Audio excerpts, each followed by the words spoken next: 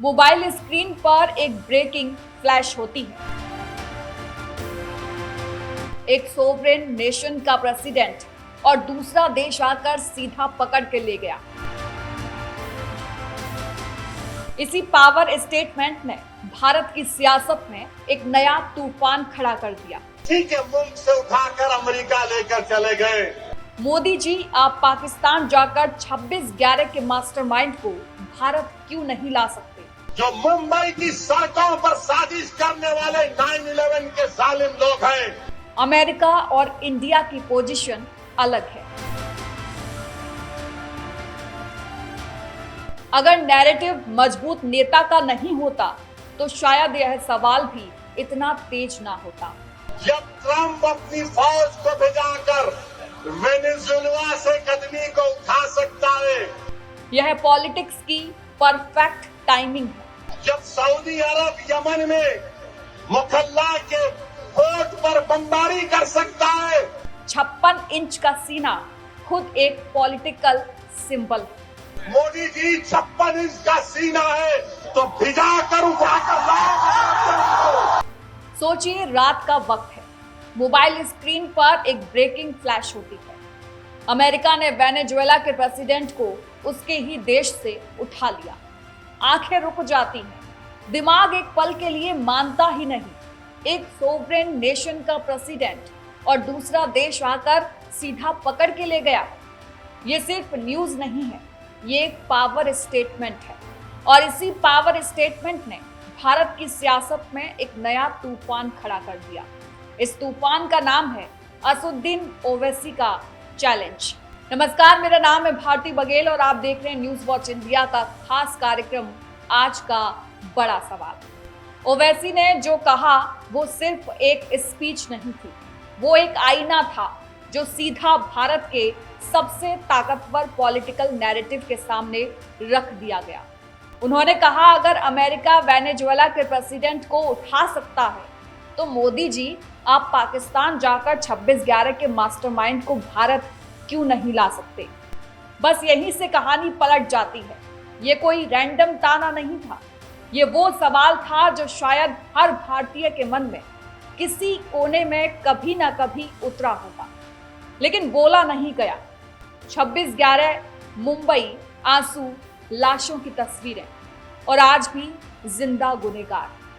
ओवैसी ने इस दर्द को एक वाक्य में बंद कर दिया और फिर आई वो लाइन, मोदी जी, आप भी किसी से कम नहीं हैं। अगर आपका 56 इंच का सीना है तो आप लेकर आइए। आज हमने देखा कि वेनेजुएला में ट्रंप ने अपनी फौज को भिजाकर वहां के एक जमहूरी तौर पर मुंतखब शुदा सदर को एक मुल्क से, उसी के मुल्क से उठाकर अमेरिका लेकर चले गए।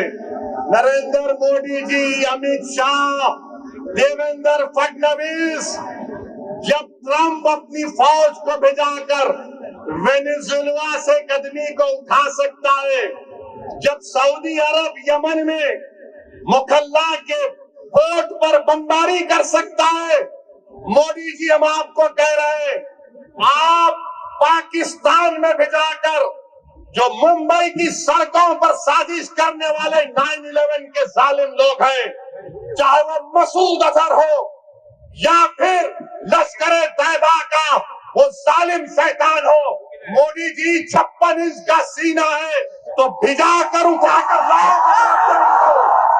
ये लाइन सिर्फ मोदी के लिए नहीं थी, ये लाइन उन सब के लिए थी जो हर चुनाव, हर रैली, हर बहस में मजबूत नेतृत्व का नारा लगाते आए हैं। ये एक इमोशनल जिरह थी। अब जरा पीछे चलते हैं। अमेरिका और वेनेजुएला का रिश्ता दुश्मनी से भरा रहा है। अमेरिका मादुरो को तानाशाह मानता है, क्रिमिनल नेटवर्क का हिस्सा मानता है। अमेरिका के लिए ये ऑपरेशन लॉ एनफोर्समेंट है, दुनिया के लिए ये एक मैसेज है, हम चाहे तो किसी को भी छू सकते हैं। इसी मैसेज को ओवैसी ने उठाया और भारत के बारे में बता दिया। उनका लॉजिक बहुत आसान है, जब अमेरिका अपने नेशनल इंटरेस्ट के नाम पर ये कर सकता है तो भारत अपनी सबसे बड़ी नेशनल ट्रेजेडी के गुनहगारों को लाने में पीछे क्यों है? और यहीं पर डिबेट इमोशनल हो जाती है। सरकार के सपोर्टर कहते हैं कि इंटरनेशनल लॉ होता है, डिप्लोमेसी होती है, अमेरिका और इंडिया की पोजीशन अलग है। बिल्कुल सही बात है, लेकिन जमीन पर जो देश का आम आदमी है वो इंटरनेशनल लॉ नहीं पढ़ता। वो सिर्फ एक सवाल पूछता है, 26/11 के गुनहगार आज भी जिंदा क्यों हैं? ओवैसी ने इसी सीधे सवाल को माइक पर रख दिया। इस बयान का सबसे दिलचस्प पहलू यह है कि ओवैसी ने खुद को विपक्ष के एक कोने में बंद कर नहीं बोला। उन्होंने सीधे मोदी के सबसे मजबूत राजनीतिक ब्रांड को चुनौती दी, ताकत, निर्णायकता और कार्रवाई। सर्जिकल स्ट्राइक, एयर स्ट्राइक, घर में घुसकर मारना, ये सब नारे बन चुके हैं। ओवैसी ने कहा तो फिर यह भी करके दिखाइए। यह बात बीजेपी के लिए असहज इसलिए भी है क्योंकि यह सवाल उनके ही बनाए हुए नैरेटिव से निकला है। अगर नैरेटिव मजबूत नेता का नहीं होता तो शायद यह सवाल भी इतना तेज ना होता।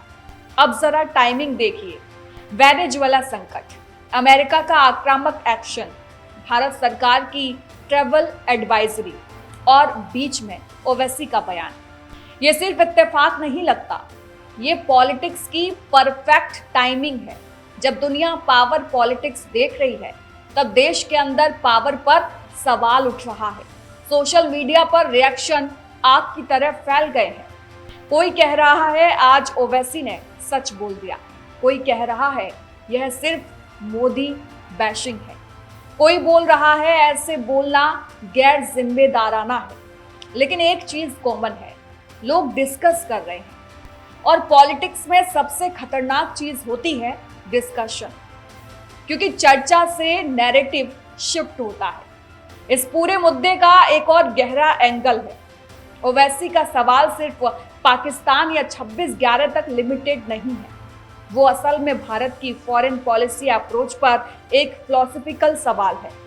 क्या भारत को भी अमेरिका जैसी हार्ड पावर अप्रोच अपनानी चाहिए या फिर भारत का रास्ता अलग रहना चाहिए? सरकार हमेशा कहती रही है भारत रिस्पॉन्सिबल पावर है। ओवैसी का काउंटर है रिस्पॉन्सिबिलिटी और वीकनेस के बीच लाइन बहुत पतली होती है, और यही बात लोगों के मन में चुभ रही है। इस स्टेटमेंट के बाद बीजेपी के लिए दो ऑप्शन बचते हैं। पहला, इग्नोर कर दो और दूसरा, काउंटर अटैक करो। इग्नोर करने का मतलब सवाल हवा में लटक जाता है, काउंटर करने का मतलब 26/11 का टॉपिक फिर से सेंटर स्टेज पर आ जाता है। और 26/11 ऐसा टॉपिक है जो कभी न्यूट्रल नहीं होता, वो हमेशा इमोशंस के साथ आता है। ओवैसी शायद ये जानते हैं, इसलिए उन्होंने कोई पॉलिसी डिटेल नहीं मांगी, उन्होंने कोई रोड मैप नहीं पूछा, उन्होंने सिर्फ एक सिंबॉलिक एक्ट की बात की, लाकर दिखाइए।